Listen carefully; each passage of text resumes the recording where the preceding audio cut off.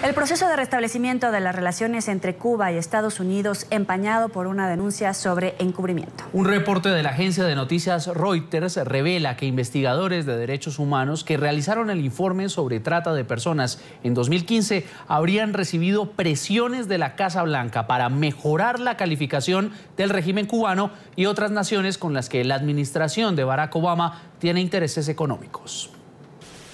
Desde diciembre de 2014, cuando Estados Unidos y Cuba anunciaron el inicio del restablecimiento de las relaciones diplomáticas, el proceso ha estado marcado por cuestionamientos. Desde entonces, la Casa Blanca ha impulsado una serie de medidas que, según críticos de los acercamientos, favorecen el régimen de los hermanos Castro. Primero, lo retiró de la lista de países que patrocinan el terrorismo.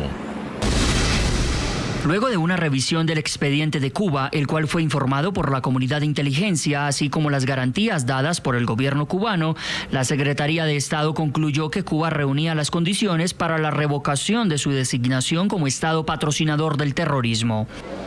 Luego, se abrió en territorio estadounidense la embajada cubana y por último, el pasado 27 de julio, retiraron a la isla de la lista de naciones que no hacen lo suficiente para combatir el tráfico de personas. Sin embargo, la veracidad de este último gesto es ahora puesta en tela de juicio por la agencia Reuters. Una investigación de la Agencia Internacional de Noticias revela que expertos en derechos humanos del Departamento de Estado habrían recibido presiones de la Casa Blanca para mejorar la calificación de Cuba en este aspecto.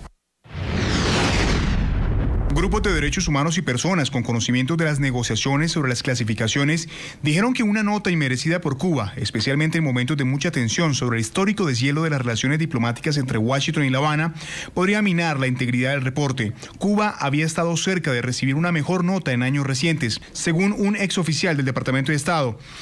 Y aunque Cuba terminó con una mejor calificación, el reporte final siguió siendo altamente crítico y cita preocupaciones sobre el fracaso de Cuba para lidiar con un cierto grado de supuestas labores forzosas en las misiones médicas que La Habana envía a países en desarrollo. Pero la imagen del régimen cubano no sería la única que habría sido alterada. Según denuncian, a Malasia y China también se les mejoró la calificación. Naciones con las que Estados Unidos también tienen un particular interés. Malasia hace parte de un grupo de 11 países con los que Estados Unidos busca cerrar el acuerdo estratégico transpacífico de asociación económica. Establecemos contacto directo en Miami, Florida, con Rosa María Payá, hija del fallecido disidente cubano Osvaldo Payá, activista cubana y responsable de la iniciativa Cuba Decide. Muy buenas noches, señora Payá, gracias por acompañarnos. Buenas noches, muchas gracias. ¿Hasta dónde sospecha, podría confirmar que tuvo participación el régimen cubano y el gobierno de Estados Unidos para poder modificar estas pruebas para mejorar la clasificación de Cuba respecto a los derechos humanos? Y bueno, como es bien conocido, la ciudadanía cubana y tampoco la sociedad civil cubana tiene participación del proceso de negociaciones entre Cuba y los Estados Unidos. Solo podemos ver las consecuencias del proceso, las acciones concretas que se toman y las acciones que comienzan a ocurrir, los eventos que comienzan a ocurrir y que tienen más que ver con un país totalitario, con un sistema que no respeta a los ciudadanos, con un sistema no democrático, como el caso cubano, y que ahora vemos de alguna manera que estos métodos han influido o han comenzado a suceder en alguna medida también en tierras de libertad, en lugares donde esperábamos que la democracia fuera la regla y por tanto las reglas de las instituciones y los puntos técnicos de los especialistas fuesen respetados, como no lo son en Cuba, en función de la política, en función de mantener el poder y de mantener el sistema totalitario. Por eso nos preocupa que situaciones como esta se repitan en un país como Cuba, donde sus líderes hacen gala de la calidad de la prostitución, un país como Cuba, donde la moneda de cambio del grupo en el poder son los seres humanos, donde el trabajo forzado, y digo trabajo forzado porque médicos, deportistas, especialistas, ingenieros, profesionales y no profesionales son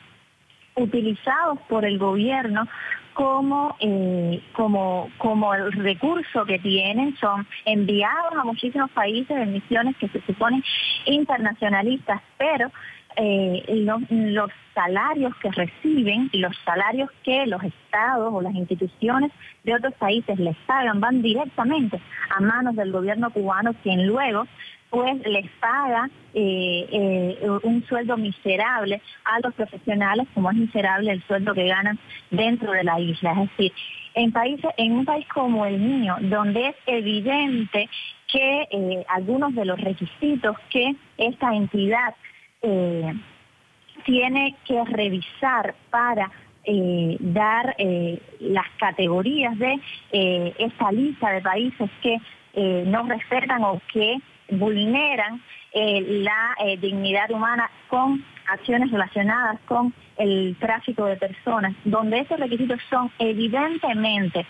violados, que se le pase la mano o que se pase por alto estas condiciones y estas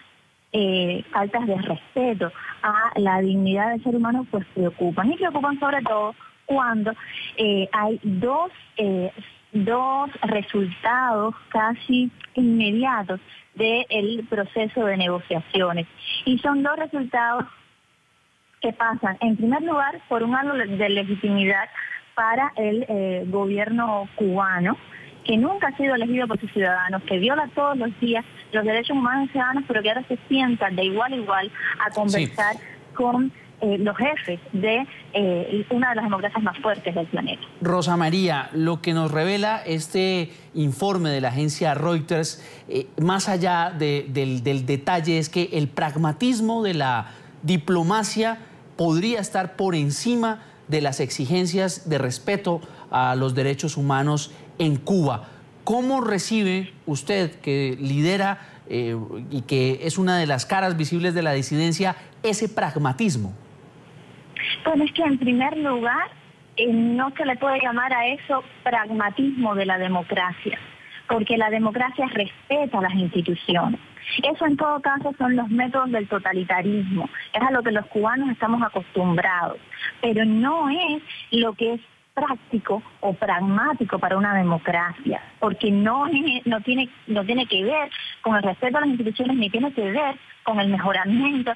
y con el respeto a la dignidad del ser humano, y en última instancia con el derecho que tienen pues todos los seres humanos a buscar la felicidad en la manera que estimen conveniente, como están las bases de la democracia de los Estados Unidos, que son las que están siendo vulneradas. Lo que es preocupante aquí es que en estos procesos de acercamiento a sistemas dictatoriales, a sistemas que vulneran los derechos humanos y ciudadanos, en lugar de las democracias del mundo influir para mejorar o para hacer transiciones reales a las democracias en sitios como Cuba, pues la influencia de las prácticas totalitarias del sistema cubano son las que están llegando a sistemas donde la democracia era un hecho y donde el pragmatismo pasaba por respetar la ley, por respetar las reglas, que son técnicas que no tienen que ver con una opinión política o diplomática, tienen que ver con los hechos. Bien, agradecemos a Rosa María Payá, hija del fallecido disidente Osvaldo Payá, y activista cubana y responsable de la iniciativa Cuba Decide, por habernos acompañado en el informativo. Muy buena noche. Muchas gracias.